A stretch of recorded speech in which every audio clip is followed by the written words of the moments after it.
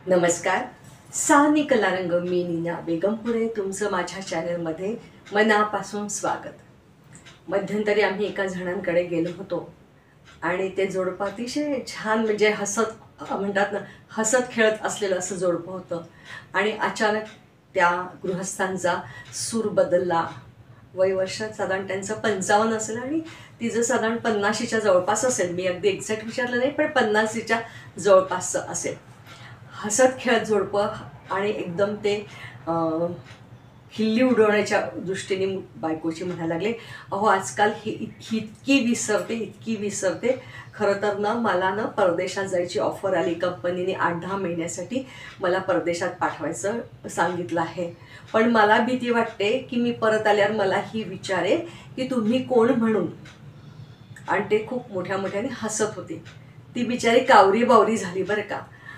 मी घरी आले आणि घरी आल्यानंतर मला म्हणजे थोडंसं म्हणतात ना, तो गंभीर विषय वाटला. हसण्याचा विषय वाटला नाही, तर थोडा गंभीर विषय वाटला.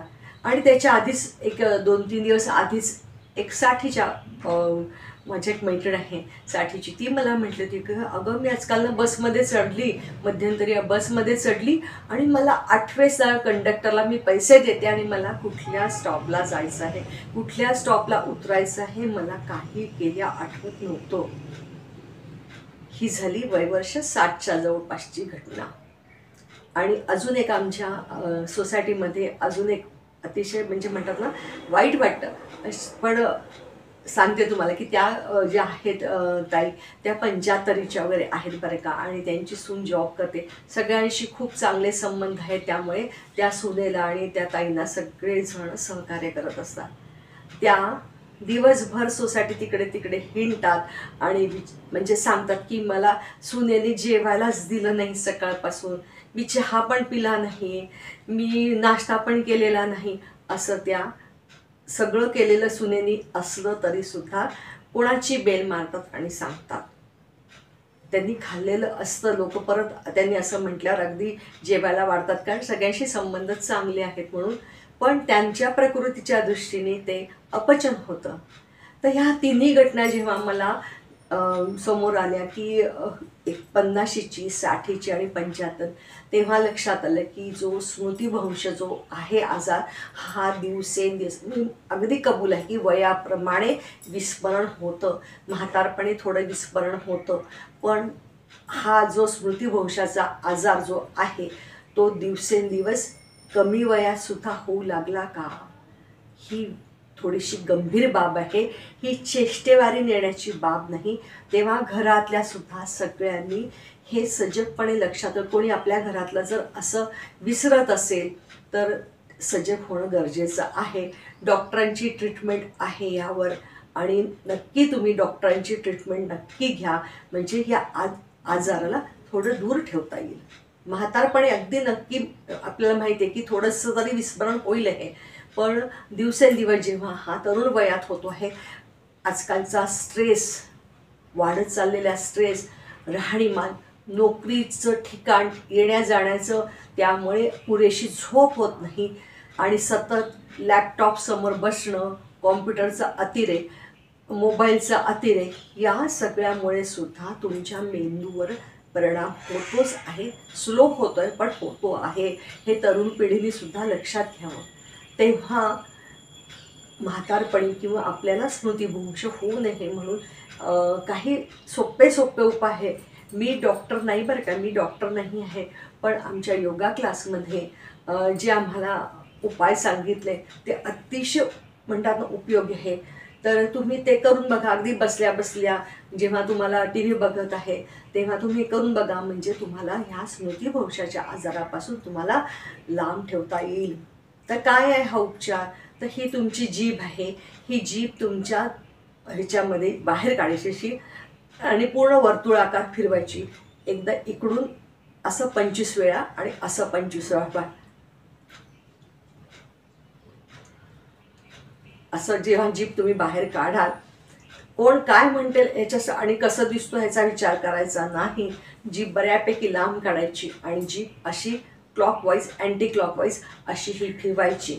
हा सुद्धा तुमच्या मेंदूला अतिशय म्हणतात ना प्रभावी उपचार आहे, तेव्हा नक्की करा.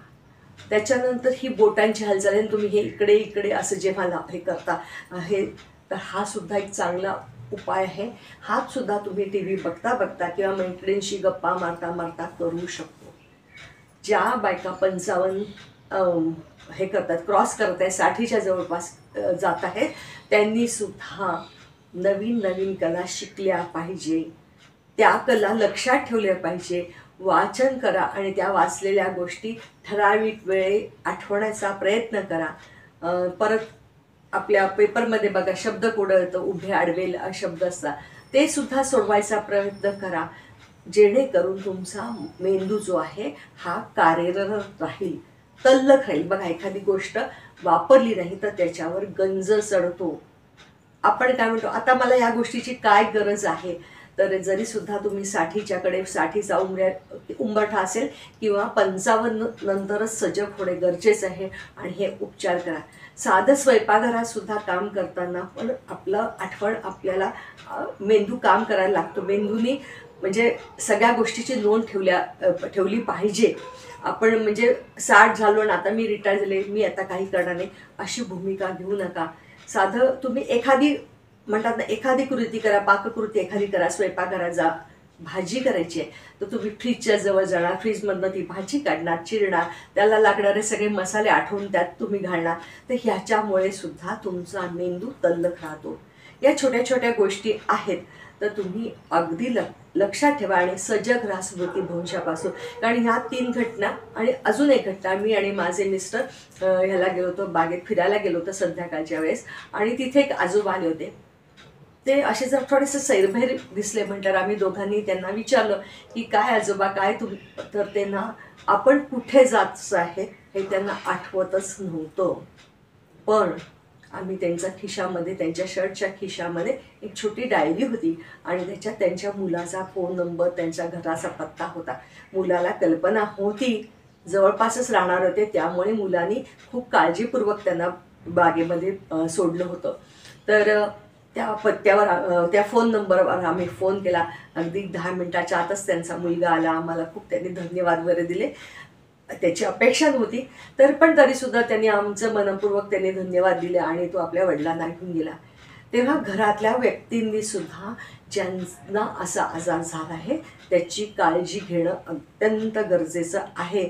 हसण्यावारी कृपया नेऊ नका आणि या आजाराला दूर ठेवा. व्हिडिओ आवडल्यास नक्की लाईक करा, शेअर करा, सबस्क्राईब करा. मनापासून, अगदी मनापासून धन्यवाद.